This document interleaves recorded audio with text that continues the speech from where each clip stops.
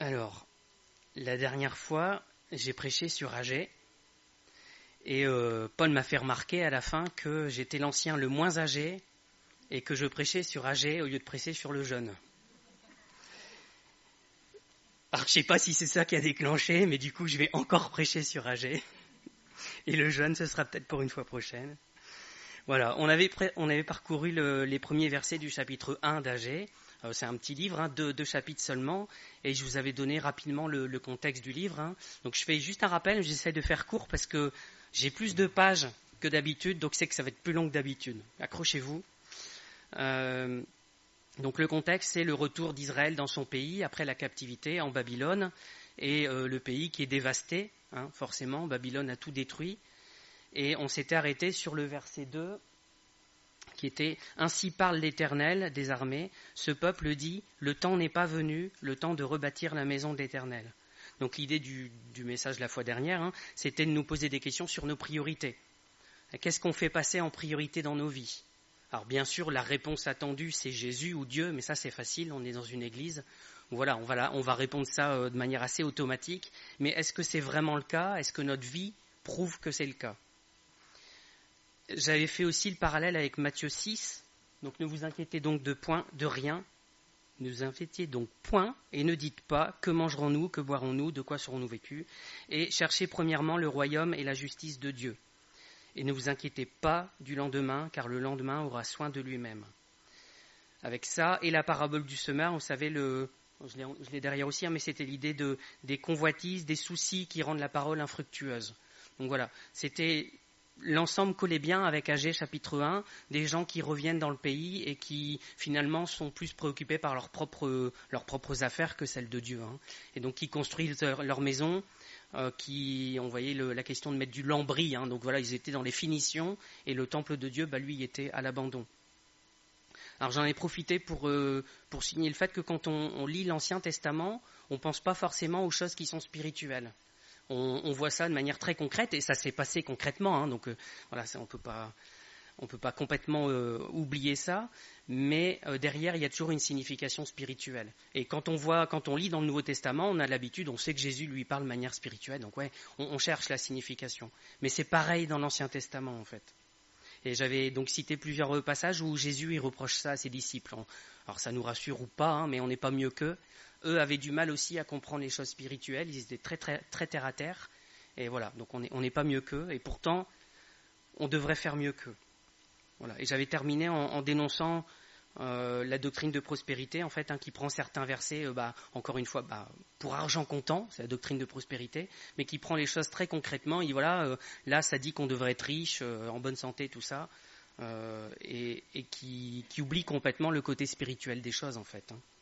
Alors c'était sur les versets 6 et 7. Vous semez peu et vous recueillez peu. Vous mangez, vous n'êtes pas rassasiés. Vous buvez, vous n'êtes pas désaltérés. Vous êtes vêtus et vous n'avez pas chaud.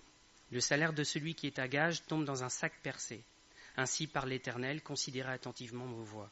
Donc dans la doctrine de prospérité, on va utiliser ça pour dire, si vous vous occupez du temple de l'Éternel, vous allez être riche, il va vous donner tout ça justement. Et ça, c'est un détournement des versets qui ne dit pas ça. C'est pas, ça nous dit l'inverse, en fait. Ça dit, si vous vous occupez pas du temple, alors ouais, je vais casser vos récoltes, vous serez en mauvaise santé et vous n'allez pas avoir chaud et tout ça. Mais ça, la réciproque n'est pas forcément vraie dans ce verset-là. Et en plus, le sens, il est spirituel pour nous. Il est avant tout spirituel. Donc ça, c'était Agé chapitre 1. Et donc, aujourd'hui, on va parler de... Eh ben non, Agé chapitre 1. C'était un piège. Agé chapitre 1, mais en fait on va voir avant Agé chapitre 1, il n'y a pas de chapitre 0, mais Agé chapitre 0 c'est Esdras. Donc, mais ça redonne le contexte d'Agé chapitre 1, et en fait ça donne un deuxième angle de vue sur ce qui s'est passé, sur ce qu'on lit dans Agé chapitre 1. Donc c'est pas que la première fois c'était faux, mais c'est juste qu'il y a deux choses qui expliquent ce qui s'est passé à ce moment-là. Donc pour bien le comprendre, on reprend encore une fois le contexte historique et on va le reprendre un peu plus loin en fait. Je vous ai dit, Israël a été dévasté par Babylone. Alors, essayez de vous accrocher, c'est un truc historique. Je ne suis pas très bon en histoire, c'était ma plus mauvaise note au bac, mais j'essaye de faire mieux depuis et de m'appliquer un peu. Mais ça va être... Finalement, le message, il est simple. Et je ne vous le dis pas, sinon après vous pouvez partir encore une fois et puis vous n'allez pas écouter. Donc voilà, il faut attendre jusqu'au bout pour avoir le message. Il y a un message qui est issu de Agé chapitre 1, et ma deuxième idée là-dedans, alors peut-être que vous êtes bien plus fort que moi, je ne sais pas, ou vous avez mieux compris que moi, mais moi j'avais pas bien mis en place tous ces éléments de cette époque-là en fait. Pour moi, Agé, Zacharie, Malachie, tout ça c'était la même période, et puis voilà. Et en fait en lisant, je me suis rendu compte qu'il y avait deux périodes différentes, et qu'il ne faut pas mélanger les deux, quoi.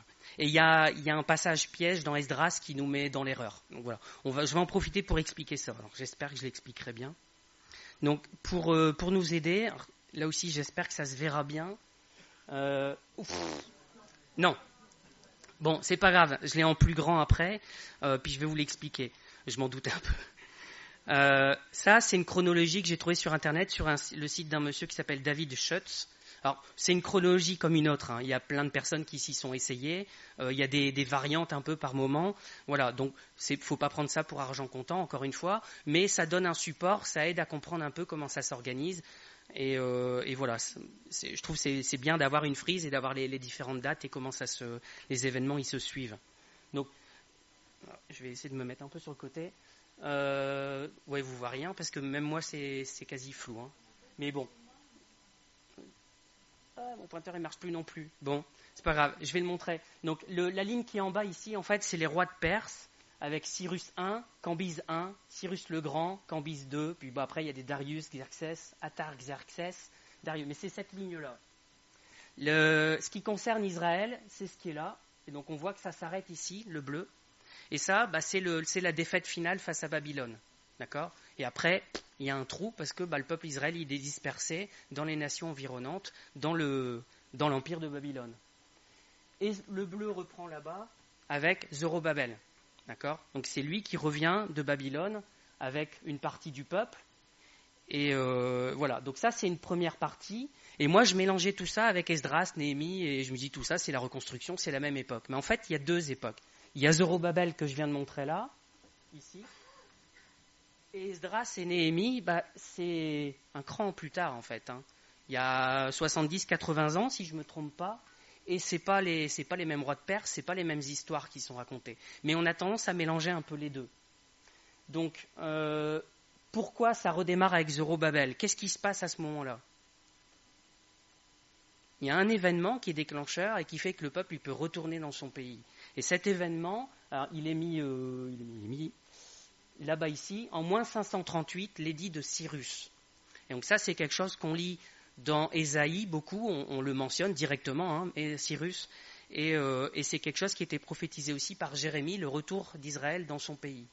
Et donc le déclencheur de tout ça, de l'histoire d'Agé, et puis même Néhémie et Esdras après, hein, mais c'est plus tard, c'est cet édit de Cyrus qui dit, voilà, j'autorise le peuple d'Israël à retourner dans son pays et je lui demande de construire le temple, de le reconstruire. Donc ça arrive pourquoi ? Parce que Babylone, qui était l'empire qui avait vaincu Israël, il a perdu lui-même contre les Perses, hein. Donc finalement, la chute de Babylone, elle se retrouve quelque part ici. Donc vous voyez que ça colle presque à 2 ans près.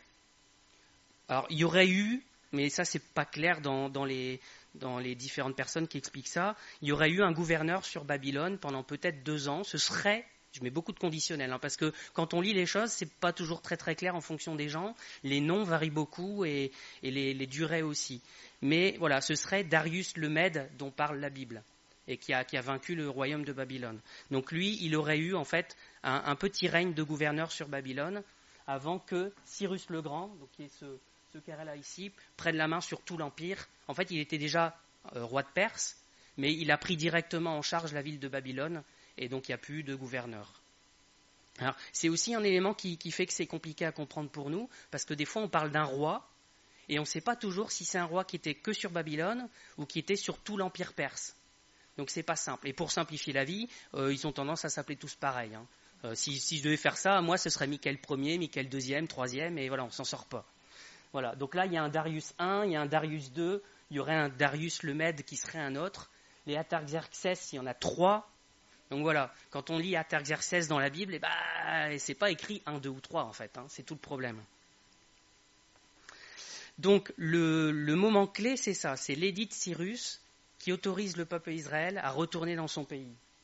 Ah, j'aurais dû vous le mettre comme ça tout de suite. Bon, voilà. Donc ça, c'est la ligne des rois de Perse. Bon, mon pointeur, il veut plus. Donc avec Cyrus le Grand, qui fait cet édit-là, c'est le Cyrus qui permet à Israël de retourner dans son pays. Son fils Cambyse II, un intrus, Darius I, Xerxès I, et puis après, on est chez Esdras et Néhémie, en fait. Mais pour Zorobabel, la partie qui nous intéresse dans AG, on est autour de ces rois-là. Et donc Zorobabel, moins 538, c'est ce qui est écrit ici. Donc, l'édit de Cyrus, il est lié à un texte qui est dans la Bible. Alors là aussi, les raisons ne sont pas très... tous les historiens ne sont pas d'accord, mais a priori, il aurait lu ce texte, et voyant que ça parlait de lui, il a décidé de le suivre et de l'accomplir, en fait.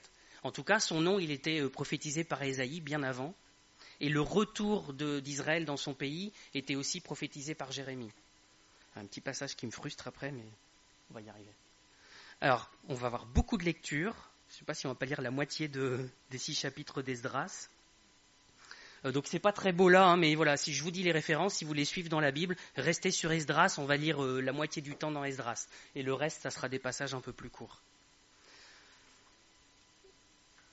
J'ai oublié de vous lire un truc déjà. Non. Donc ça, c'est 2 Chroniques 36, versets 22 à 23. Donc c'est vraiment la toute fin des rois d'Israël. Les rois d'Israël ont perdu contre Babylone. Le peuple est envoyé en déportation. Et la fin des Chroniques, c'est ces versets-là. La première année de Cyrus, roi de Perse, afin que s'accomplît la parole de l'Éternel prononcée par la bouche de Jérémie, l'Éternel réveilla l'esprit de Cyrus, roi de Perse, qui fit faire de vive voix et par écrit cette publication dans tout son royaume. Ainsi parle Cyrus, roi de Perse. L'Éternel, le Dieu des cieux, m'a donné tous les royaumes de la terre, et il m'a commandé de lui bâtir une maison à Jérusalem, en Juda. Qui d'entre vous est de son peuple? Que l'Éternel son Dieu soit avec lui et qu'il monte. Et en fait, dans notre Bible, souvent, on a Esdras derrière qui reprend exactement les mêmes versets, en fait. Donc on voit bien les choses qui collent. Mais voilà, dans ma tête, on est à la fin des Chroniques, on voit Esdras, et donc j'avais recollé les 2 morceaux ensemble. Et donc, c'est pas le cas. Si vous avez fait le même rapprochement que moi, c'est raté, mais au moins on corrige.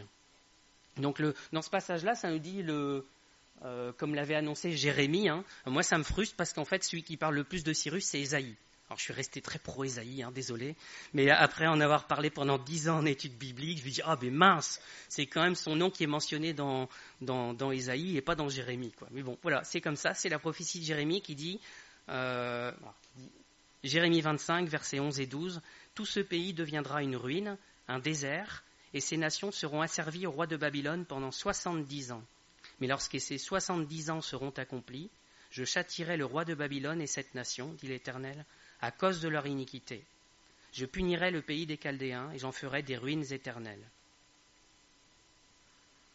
Bon, je n'ai pas repris tous les versets d'Ésaïe, tant pis parce qu'on n'aura pas le temps. Mais voilà, Ésaïe dit bien, j'ai suscité Cyrus, mon serviteur, et il va faire ci, il va faire ça, et voilà. C'est décrit vraiment de manière très très précise, au point que les commentateurs modernes, en fait, ceux qui sont libéraux, ils disent « Oh, c'est pas possible, ça a été écrit par quelqu'un d'autre parce qu'il n'a pas pu prophétiser ça. » Bon, voilà.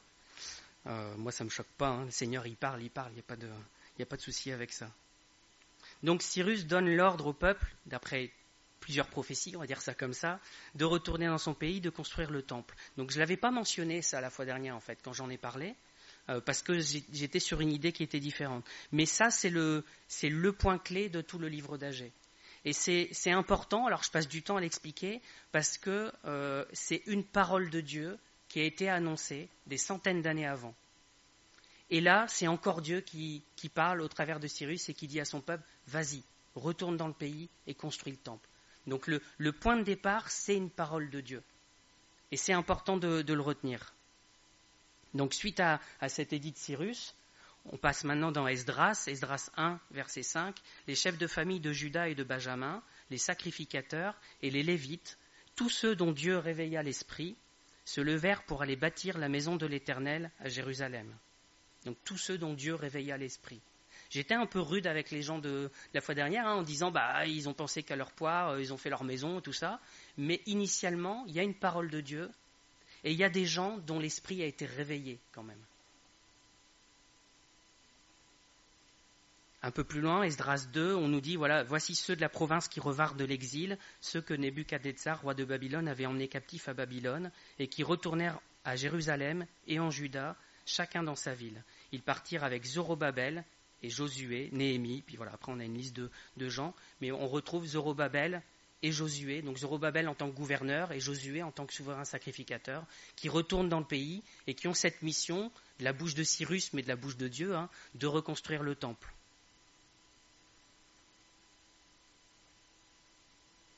Et au verset 64 et 65, toujours dans Esdras 2, on nous dit qu'il y avait 42 360 personnes, sans compter les serviteurs et les servantes. Alors on nous dit 7337. Et donc voilà, il y avait tout un 42 000 personnes qui reviennent en Israël et qui se disent on va reconstruire le temple. Et puis ils devaient être dans la joie en fait, parce que c'est l'accomplissement de la prophétie de Jérémie, c'est le retour dans le pays promis.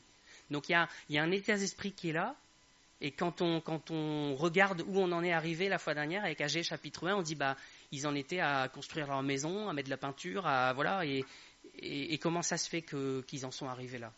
Donc il y a pour moi effectivement cet aspect de ils ont vu leur propre intérêt en fait, mais il y a un deuxième aspect qui est celui qu'on va voir aujourd'hui. Donc la construction du temple, elle va effectivement commencer. Ça c'est Esdras 3, versets 1 à 6. Le 7e mois arriva, et les enfants d'Israël étaient dans leur ville. Alors le peuple s'assembla comme un seul homme à Jérusalem. Je l'ai souligné ça, parce que c'est important de voir l'état d'esprit, il est resté là. Ils sont assemblés comme un seul homme, ils étaient motivés à le faire. Josué, fils de Jotsadak, avec ses frères les sacrificateurs, et Zorobabel, fils de Shealtiel, avec ses frères, se levèrent et bâtirent l'autel du Dieu d'Israël, pour y offrir des holocaustes, selon ce qui est écrit dans la loi de Moïse, homme de Dieu.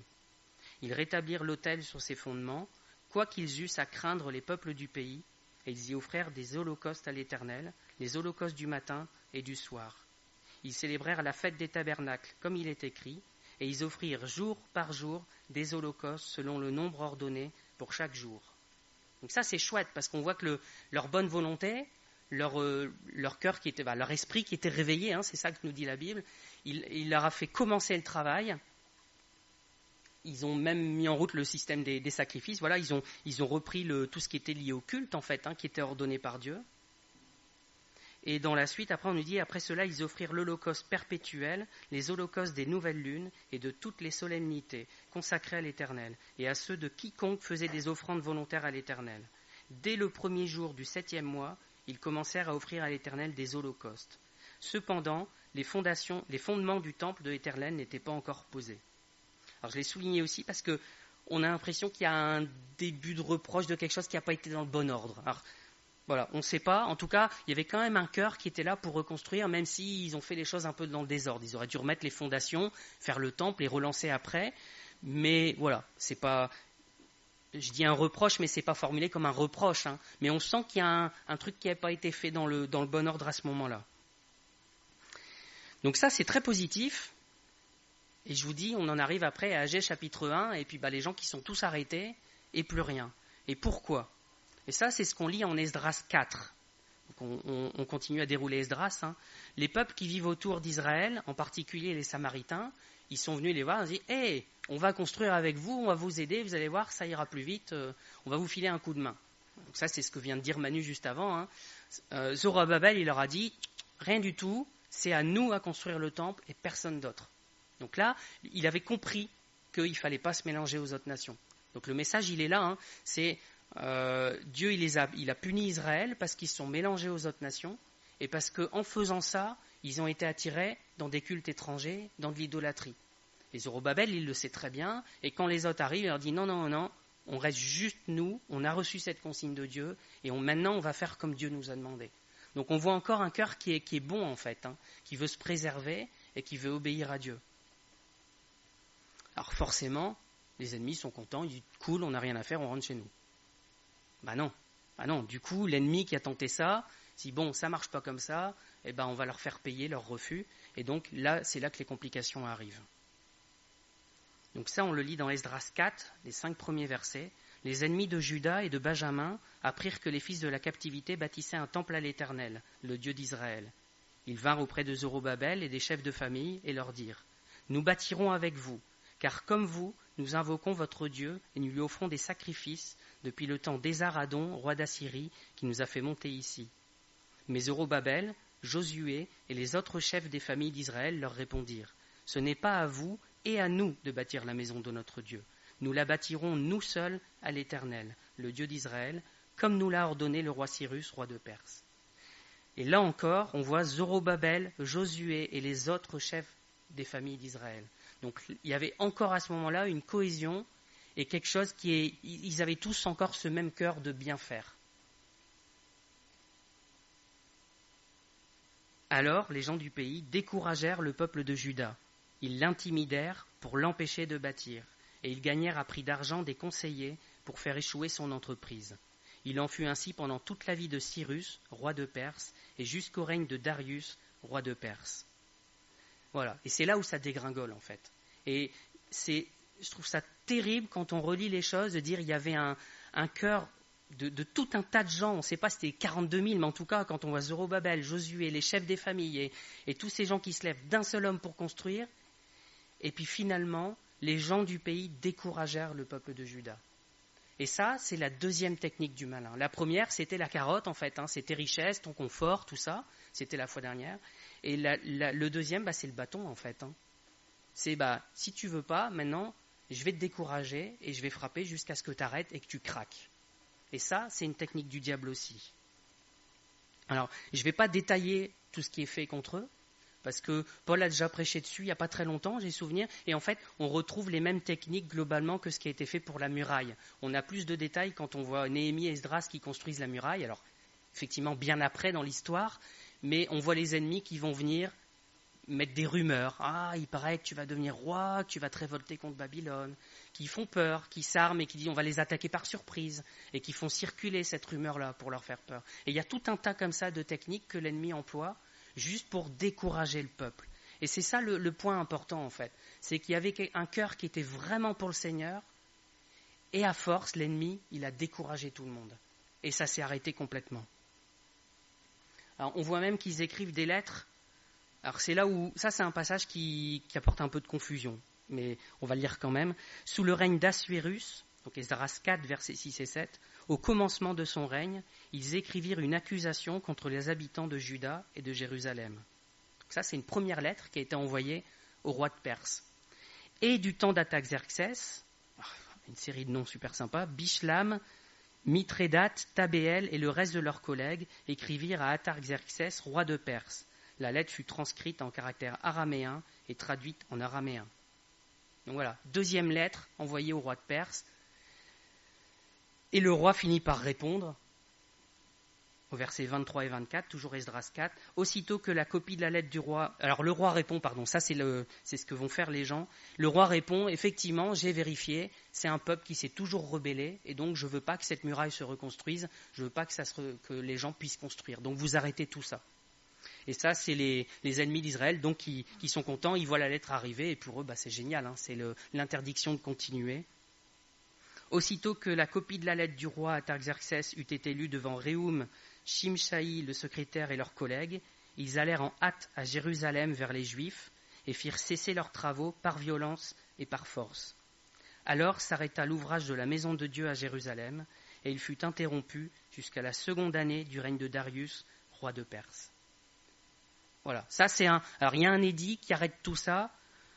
On a l'impression qu'en fait, ils se sont déjà découragés avant et que cet édit qui arrive, ok, ils clôturent l'affaire, mais ils avaient déjà lâché le morceau avant, en fait. Alors, il y a un truc qui colle pas ici dans ce passage-là. On a lu sous le règne d'Assuérus, alors c'est juste avant, je vais le reprendre, le règne d'Assuérus, et on voit, et du temps d'Artaxerxès. Alors, si vous avez suivi comme moi les rois, si vous aviez réussi à le voir tout à l'heure, c'est peut-être après, voilà. Je l'ai coupé trop court. Tant pis. Voilà. On les voit même pas ici tellement ils sont loin. Parce qu'en fait, on a Darius 1, là-bas en bas, Xerxès 1, et après on a Assuérus et Artaxerxès. Alors Assuérus et Xerxès, c'est le même. Au moins, on arrive à s'y retrouver. Mais ils sont en dehors de la frise tellement c'est loin. Et donc ça, c'est l'époque d'Esdras et de Néhémie. On voit le petit bout de carré bleu là-bas. Donc c'est cette époque-là. Donc Néhémie, il est en train de parler de l'époque de Zorobabel, mais il nous dit ils ont envoyé des lettres à Assuérus et à Artaxerxès. Et ça, il y a 80 ans d'écart entre les deux. Donc c'est un peu bizarre. Alors il y a plein d'explications. Là aussi, les gens ne sont pas toujours très d'accord. Il y en a qui pensent que effectivement, l'édit d'arrêt de la construction, il s'est fait à l'époque de ces rois. Donc, je vais reprendre celui-là, désolé. Donc Zorobabel, on est ici. Artaxerxès, il est ici avec Xerxès. Et donc ils pensent que quand on dit ça a repris du temps de Darius, c'est le suivant. C'est Darius II. Parce qu'ils s'appellent tous pareil. Mais ça, voilà, ça se retrouve super tard et il y a un truc qui colle pas, quoi. Donc c'est un peu bizarre. Une autre explication aussi, c'est qu'en fait, Esdras parle de lettres qui ont effectivement été faites à son époque, à Artaxerxès et à Assuérus, mais il les cite comme exemple pour dire regardez ce que les ennemis d'Israël font. Voilà, c'est aussi un truc, mais c'est pareil, ça fait une datation assez compliquée. Et la dernière hypothèse, qui est celle que je préfère, après je préfère, mais je ne suis pas historien, moi ma parole elle vaut ce qu'elle vaut, mais je trouve que ce qui a le plus de sens, c'est de dire qu'il y a une erreur dans les noms des deux rois en fait. Et l'erreur elle peut venir d'un copiste qui plus tard a changé les noms, et du coup on ne parlerait pas en fait d'Assuérus et Artaxerxès. Et on se retrouve après dans des rois qui sont plus proches ici.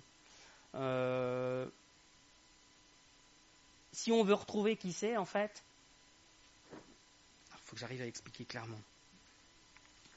Parce que moi j'ai eu du mal, parce que des fois on dit des explications, le truc mais ça colle pas, on relit autre chose, et c'est un peu compliqué parce que chacun dit un truc différent. On a Cyrus le Grand qui leur dit voilà, rentrez chez vous. Et on nous dit voilà, ça aurait été terminé du temps de Darius, qui est là. Entre les deux, il n'y en a que deux en fait. Il y a Cambyse II, qui est Cambyse II, qui est le fils de Cyrus le Grand, qui va régner après lui, d'accord ? Et lui, à un moment donné, il va partir en Égypte, et pendant qu'il est parti, il y en a un qui va usurper le trône pendant un certain temps. Et lui, il va se faire virer au bout de... Alors, il règne que quelques mois, en fait. Donc, il se fait destituer, et là, c'est Darius I qui reprend le règne. Et ça ressemble quand même bien à ce que ça soit Darius I qui ait dit « reprenez la construction ». Et donc, que ça soit un des deux, soit Cambyse, soit l'usurpateur entre les deux, qui a donné cet édit de tout arrêter, en fait. Vous m'avez suivi ? Non, d'accord. C'était pas suffisamment clair.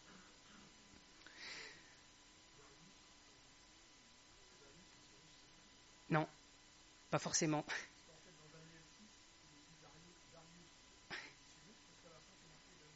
Ouais, alors Daniel est pareil, il y a une erreur en Daniel 6, effectivement. Le roi qui mentionne, il n'est pas forcément bon. Donc ça ne nous aide pas à comprendre. Mais... Ouais. Non. Enfin, il y a pas mal de gens qui pensent que Daniel, il y a une erreur là-dedans aussi. Alors, voilà, c'est compliqué. Mais en tout cas, on va dire que l'option que j'aime bien, c'est qu'entre les deux... Alors, Cambyse II, c'est le fils de Cyrus. C'est un peu bizarre qu'ils disent l'inverse de son père. Son père, il dit, voilà, retournez chez vous et puis reconstruisez. Et puis... Cambyse qui dirait non, il a dit n'importe quoi, mon père, on arrête tout. Par contre, entre les deux, je vous ai dit, il y a un usurpateur en fait. Et je trouve que, alors, on ne peut pas faire les raisonnements comme ça. On ne peut pas juste dire ça colle bien, donc voilà, c'est probablement l'option la plus probable. Mais spirituellement, ça aurait du sens que ça soit cet usurpateur-là qui ait dit vous arrêtez tout en fait. Parce que dans la parole, ça colle en fait. Le diable, il est comme ça, et il usurpe le pouvoir. Et puis il essaye de tout arrêter ce qu'a fait Dieu. Donc voilà, une des options en tout cas qui colle bien et qui peut coller au niveau des dates, c'est que ça soit cet usurpateur. Alors il a 12 noms différents, je dis 12 mais je caricature à peine. En fait c'est un mage qui a profité que Cambyse était parti en Égypte pour prendre le pouvoir. Il s'appelle, alors suivant les écrits, il s'appelle à chaque fois différemment. Voilà. Donc il s'appelle Oropaste, Smératz, Mardus ou Spendadat. Voilà, ça vous fait une belle jambe, mais si vous entendez un jour le nom. Alors certains disent que c'est Smerdis, mais en fait Smerdis, c'est le fils de Cyrus que Cambyse avait tué. On dirait côte ouest ou Dallas en fait. Voilà. Donc Cyrus, il a deux fils, Cambyse II et Smerdis. Et Cambyse II, il tue son frère, il prend le pouvoir. D'accord ? Et cet usurpateur-là, il se fait passer pour le fils mort pour reprendre le pouvoir. Mais il ne tient pas très longtemps. On comprend vite que ce n'est pas le fils de Cyrus et il se fait virer.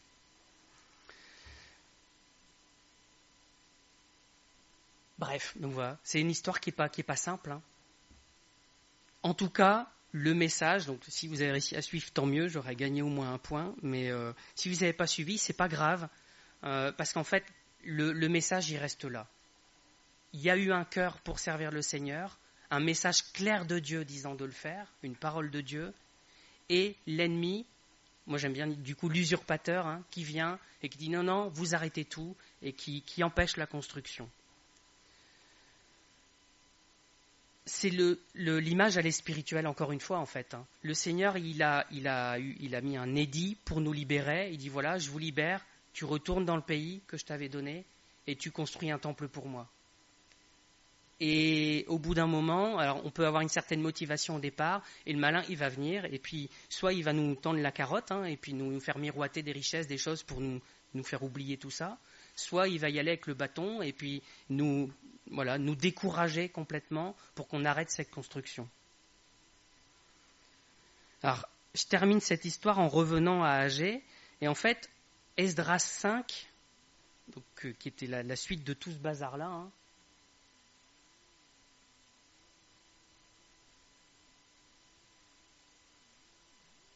Voilà. Esdras 5 nous dit que Agé et Zacharie ont prophétisé aux Juifs pour les encourager à reprendre la construction. Et là, on est de retour dans Agé, chapitre 1. Donc tout ce bazar-là, pour en retourner là, hein. Mais c'est important de se dire que quand on est découragé, quand le malin il a réussi à nous mettre à genoux et à nous arrêter de travailler, le Seigneur il dit pas, écoute, tu avais une parole, hein, je t'ai déjà prophétisé il y a tant de centaines d'années, j'ai redonné une parole au travers de la bouche de Cyrus, maintenant tu n'as plus qu'à appliquer. Le Seigneur il revient et il redonne une énième parole d'encouragement. Et c'est ça qui est important pour nous de retenir. Il y a la technique du malin qui est, je les décourage pour les faire tomber, pour les faire arrêter de travailler. Et il y a le Seigneur qui dit, moi je vous réencourage, je vous donne à nouveau ma parole pour vous aider. Et pas seulement ça en fait, hein. Alors, on va le lire après. Agé le prophète, donc ça c'est Esdras 5, hein. Et Zacharie, fils d'Iddo, le prophète, Zacharie c'est celui qu'on a dans notre Bible, hein, si ça vous permet de raccrocher un peu les morceaux. Fils d'Iddo, le prophète, prophétisèrent aux Juifs qui étaient en Juda et à Jérusalem au nom du Dieu d'Israël. Alors Zorobabel, fils de Shealtiel, et Josué, fils de Jotsadak, se levèrent et commencèrent à bâtir la maison de Dieu à Jérusalem. Et avec eux étaient les prophètes de Dieu qui les assistaient. Dans ce même temps, Tatnaï, gouverneur de ce côté du fleuve, Shethar-Boznaï et leurs collègues vinrent auprès d'eux et leur parlèrent ainsi. Qui vous a donné l'autorisation de bâtir cette maison et de relever ces murs? Et voilà. On se relève, et qui est-ce qui est là? Encore l'ennemi qui vient, qui dit, mais qu'est-ce qui t'a donné l'autorisation là? Oh. Et donc, qu'est-ce qu'ils font? Ils renvoient une lettre à Darius 1, hein, pour ceux qui ont suivi, mais voilà. Ils envoient une lettre à Darius, et ça, c'est ce qu'on lit dans Esdras 6. Alors, je vous lis les 15 versets, c'est un peu long, mais au moins, comme ça, vous avez bien comment ça se passe, en fait. Et puis, au plus je lis, au moins je dis des bêtises, comme ça. Donc, Esdras 6. Alors le roi Darius donna ordre de faire des recherches dans la maison des archives où l'on déposait les trésors à Babylone. Et l'on trouva à Achméta, capitale de la province de Médie, un rouleau sur lequel était écrit le mémoire suivant. La première année du roi Cyrus, le roi Cyrus a donné cet ordre au sujet de la maison de Dieu à Jérusalem, que la maison soit rebâtie pour être un lieu où l'on offre des sacrifices et qu'elle ait des solides fondements. Elle aura 60 coudées de hauteur, 60 coudées de largeur, 3 rangées de pierres de taille et une rangée de bois neuf. Les frais seront payés par la maison du roi. De plus, les ustensiles d'or et d'argent de la maison de Dieu que Nebuchadnezzar avait enlevés du temple de Jérusalem et transportés à Babylone seront rendus, transportés au temple de Jérusalem à la place où ils étaient et déposés dans la maison de Dieu. Donc ça, c'était l'édit de Cyrus qui nous est raconté. Et ce qui est intéressant, c'est de voir que même chez les Perses, ils avaient gardé trace de ça. Et l'ennemi, lui, il sait quel édit nous libère. Il en a une trace, il sait très bien ce qui s'est passé à la croix. Il sait très bien qu'il a perdu. Maintenant, je suis désolé, ça fait des gros... C'est pas très pratique à lire aux vidéos proches, hein, mais tant pis. Donc la suite des Esdras, maintenant, Tatnaï, gouverneur de l'autre côté du fleuve, Shethar-Boznaï et vos collègues d'Apharzak, c'est pas facile à lire, hein, qui demeuraient de l'autre côté du fleuve, tenez-vous loin de ce lieu, Laissez continuer les travaux de cette maison de Dieu. Que le gouverneur des Juifs et les anciens des Juifs la rebâtissent sur l'emplacement qu'elle occupait. Voici l'ordre que je donne, touchant ce que vous aurez à faire à l'égard de ces anciens des Juifs pour la construction de cette maison de Dieu. Les frais pris sur les biens du roi, provenant des tribus de l'autre côté du fleuve, seront exactement payés à ces hommes, afin qu'il n'y ait pas d'interruption. Les choses nécessaires pour les holocaustes du Dieu des cieux, jeunes taureaux, béliers et agneaux, froment, sel, vin et huile, seront livrés sur leur demande aux sacrificateurs de Jérusalem, jour par jour, et sans manquer, afin qu'ils offrent des sacrifices de bonne odeur au Dieu des cieux, et qu'ils prient pour la vie du roi et de ses fils. C'est un roi de Perse qui dit ça.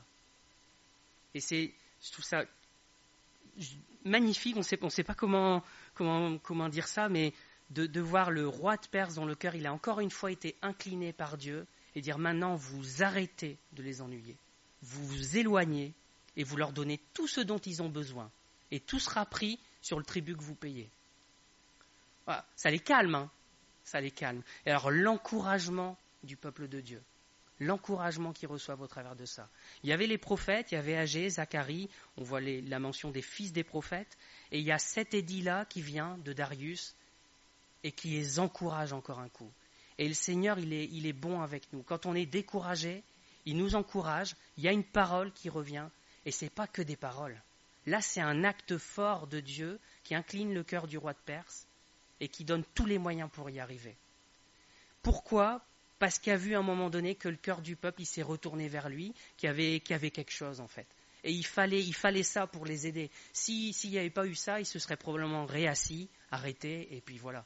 Mais là, le Seigneur, il savait qu'il y avait besoin de ça. Et il leur a donné exactement ce qu'il fallait pour construire jusqu'au bout. Il dit la suite parce qu'elle est chouette aussi. Voici l'ordre que je donne touchant quiconque transgressera cette parole. On arrachera de sa maison une pièce de bois, on la dressera pour qu'il y soit attaché, et l'on fera de sa maison un tas d'immondices. Que le Dieu qui fait résider en ce lieu son nom renverse tout roi et tout peuple qui étendrait la main pour transgresser ma parole, pour détruire cette maison de Dieu à Jérusalem. Moi, Darius, j'ai donné cet ordre, qu'il soit ponctuellement exécuté. Alors après, ces fameux gens, Tatnaï, gouverneur de ce côté du fleuve, Shethar-Boznaï et leurs collègues se conformèrent ponctuellement à cet ordre que leur envoya le roi Darius. Il est rigolo ce mot ponctuellement. Ils ont obéi parce qu'ils avaient bien compris c'était quoi la punition s'ils n'obéissaient pas, la sanction. Et c'est suite à ça que le temple a enfin été reconstruit complètement.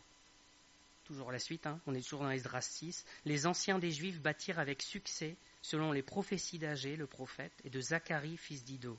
Ils bâtirent et achevèrent d'après l'ordre du Dieu d'Israël, et d'après l'ordre de Cyrus, de Darius et d'Artaxerxès, roi de Perse. La maison fut achevée le 3e jour du mois d'Adar, dans la 6e année du règne du roi Darius. Le message, c'était long, c'était compliqué, mais le message, il est simple en fait. Le malin, il va tout faire pour nous décourager. Tout ce qu'il peut. Il y a toutes sortes de techniques qu'il va utiliser pour qu'on perde courage et qu'on s'arrête de construire. Et Dieu, lui, il fait tout l'inverse. Il fait tout pour nous encourager. Il nous redonne sa parole, plusieurs fois s'il le faut. Il a même fait ce miracle en fait, de toucher le roi de Perse pour qu'il y ait une action précise pour eux et que ça puisse les aider. Et le Seigneur, il fait ça dans nos vies en fait. Quand on est au bout du rouleau, quand on est complètement découragé, il met tout ce qu'il faut pour nous remonter. Et l'objectif, c'est pas juste qu'on dit « Ah ouais, maintenant je suis mieux ». L'objectif, c'est la construction. C'est la construction de son temple, c'est la construction de son église. Oh, j'ai mis ça.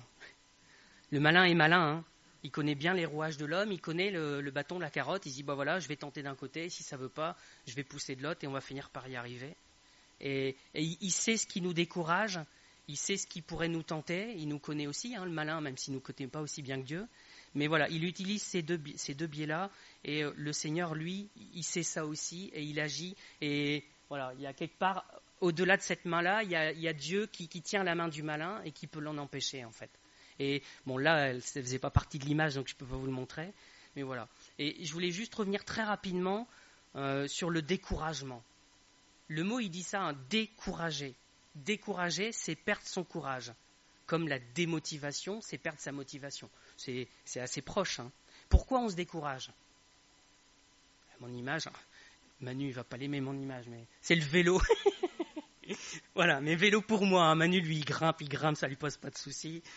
Mais le découragement, c'est ça en fait. C'est on arrive et on voit la montée et on n'en voit pas le bout et ça s'arrête jamais.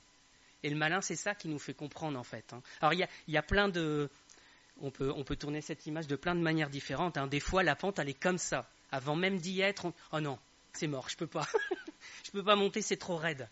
Voilà. Donc ça, c'est le malin qui nous dit, regarde, l'obstacle, il est trop gros pour toi, tu passeras jamais. Et nous, comme des idiots, on l'écoute. Des fois, la pente, elle n'est pas énorme. Bon, là, je pense que ça fait déjà une belle pente, hein, mais voilà, des fois, c'est un faux plat montant. Mais un faux plat montant qui dure, et qui dure, et qui dure, qui dure. Puis, nos forces, notre courage, nos forces, tout ça, ça part au fur et à mesure, en fait. Et quand on n'en voit pas le bout, on se dit, mais je vais jamais y arriver. Et voilà, le malin, il a gagné quand on dit ça. Je vais jamais y arriver. Il est impeccable, c'est bon, lui, il va s'arrêter. Le Seigneur, il donne du courage, et si on veut revenir à cette image-là, le Seigneur, il aplanit les collines, il aplanit les montagnes devant nous. Ce qui fait que quand ça nous paraît vraiment trop élevé, lui, des fois, c'est le seul qui est capable de faire ça, hein, de réduire la pente et dire, voilà, maintenant, c'est abordable pour toi, tu peux le faire. Des fois, il nous regonfle, hein, il met un petit moteur là dans le pédalier et puis il nous aide à grimper, parce que sinon, on n'y arriverait pas tout seul. Il nous redonne un peu d'énergie. Il y a plein de techniques pour monter, hein. Après, il y a des gens qui prennent des produits, ça c'est autre chose. Ce miracle-là, c'est Dieu qui abaisse la pente. Un Darius qui dit, voilà, retournez chez vous, et le premier qui touche, le premier qui les empêche de faire le travail, bah c'est clairement Dieu qui réduit la pente et dit, voilà, maintenant vous pouvez y aller, ça, vous allez y arriver en fait, ça sera à votre portée. Voilà. Je sais que j'ai été très long, la partie historique, si vous n'avez pas compris, c'est pas grave. Hein. Retrouvez sur le site de ce monsieur la frise alliée, ça permet de la regarder tranquillement. Alors, il a fait toute l'histoire d'Israël, hein, donc ça fait un PDF qui fait ça. Si vous l'imprimez, il va vous faire 20 pages de long et ça de hauteur. Mais voilà, on peut le regarder et c'est vraiment intéressant de retrouver les choses. Ça aide à remettre les choses en tête, en fait. Alors, j'avais réussi à le remettre à peu près en ordre dans ma tête, mais visiblement pas assez pour vous l'expliquer clairement. Désolé. J'aime bien croire que c'est ce fameux usurpateur, en fait, hein, qui a arrêté tout. Parce que l'usurpateur, c'est le diable dans la parole. Il tente de prendre la place de Dieu et dire, mais non, en fait, c'est moi qui décide, c'est moi qui fais des édits, c'est moi qui donne les règles. Et pas du tout. Pas du tout. Et ça tiendra pas longtemps. Comme ce monsieur-là, il a eu un règne de, je sais plus, je crois que c'est 7 ou 9 mois. Et après, c'est le vrai roi qui est revenu, en fait. Hein. Et l'usurpateur, il tiendra pas longtemps. On verra que c'est un usurpateur, ça se verra. Et le vrai roi, il va revenir. Et où est-ce qu'on en sera quand on en arrivera là? Est-ce qu'on sera toujours assis par terre en disant, bah non, moi j'ai pas eu l'énergie, c'était pas possible, c'était trop dur? Ou est-ce qu'on se sera relevé, on aura commencé à construire au moins? Je dis pas des fois on n'a pas la possibilité d'aller jusqu'au bout, mais c'est pas grave, le Seigneur il voit le cœur. Et c'était ça qui était important dans tout ce qui est autour d'Agé là, c'est qu'à un moment donné, il y a eu un cœur pour servir le Seigneur. Il a été douché par les ennemis, mais quand il y a eu un petit quelque chose qui est ressorti dans leur cœur, le Seigneur il l'a vu et il a mis toutes les conditions pour que le feu reparte et pour que ça donne quelque chose à la fin. Je vais terminer avec les versets d'Agé. Agé chapitre 2, qu'on n'a toujours pas vu du coup, mais c'est pas grave. Maintenant fortifie-toi, Zorobabel. Alors, vous pouvez remplacer votre nom par Zorobabel par votre nom ou Josué, peu importe. Maintenant fortifie-toi, Zorobabel, dit l'Éternel. Fortifie-toi, Josué, fils de Jotsadak, souverain sacrificateur. Fortifie-toi, peuple entier du pays, dit l'Éternel, et travaillez, car je suis avec vous, dit l'Éternel des armées. Je reste fidèle à l'alliance que j'ai faite avec vous, quand vous sortîtes de l'Égypte, et mon esprit est au milieu de vous. Ne craignez pas, car ainsi parle l'Éternel des armées, encore un peu de temps, et j'ébranlerai les cieux et la terre, la mer et le sec. J'ébranlerai toutes les nations. Les trésors de toutes les nations viendront, et je remplirai de gloire cette maison, dit l'Éternel des armées. L'argent est à moi, et l'or est à moi, dit l'Éternel des armées. La gloire de cette dernière maison sera plus grande que celle de la première, dit l'Éternel des armées. Et c'est dans ce lieu que je donnerai la paix, dit l'Éternel des armées. Quand même un autre verset, mais qui est le pendant Nouveau Testament en fait de ce qu'on vient de dire, dans Hébreux 12, versets 1 à 3. Nous donc aussi, puisque nous sommes environnés d'une si grande nuée de témoins, rejetons tout fardeau et le péché qui nous enveloppe si facilement, et courons avec persévérance. Quand on a parlé de découragement, l'inverse, pas l'inverse, mais voilà, ce qui permet de lutter, c'est la persévérance, de continuer et de croire qu'au fur et à mesure, Seigneur, il va donner ce qu'il faut pour continuer. Courons avec persévérance dans la carrière qui nous est ouverte, ayant les regards sur Jésus, le chef et le consommateur de la foi, qui, en vue de la joie qui lui était réservée, a souffert la croix, méprisé l'ignominie, et s'est assis à la droite du trône de Dieu. Considérez en effet celui qui a supporté contre sa personne une telle opposition de la part des pécheurs, afin que vous ne vous lassiez point l'âme découragée. Lui aussi, c'est pas juste qu'il nous dit vas-y, je vais t'encourager, je vais t'aider. Il l'a fait avant nous en fait. Et on dit qu'il a supporté contre sa personne une telle opposition de la part des pécheurs. Et on dit voilà, ne vous lassez pas, ne vous découragez pas. Amen. Seigneur, merci pour ta parole. Seigneur, l'histoire est des fois tordue, difficile à comprendre. Seigneur, on ne la connaît pas complètement, les gens se disputent là-dessus. Mais Seigneur, ta parole, elle est claire, elle donne un encouragement clair. Et Seigneur, on est régulièrement découragé pour toutes sortes de raisons. Mais Seigneur, tu ne nous oublies pas, tu ne nous condamnes pas non plus à cause de notre découragement. Tu continues de nous encourager, Seigneur, et même par moments de faire des miracles pour nous remettre debout. Et je te suis reconnaissant pour ça, Seigneur, et je te prie que ça soit un appui sûr et certain pour chacun d'entre nous. Amen.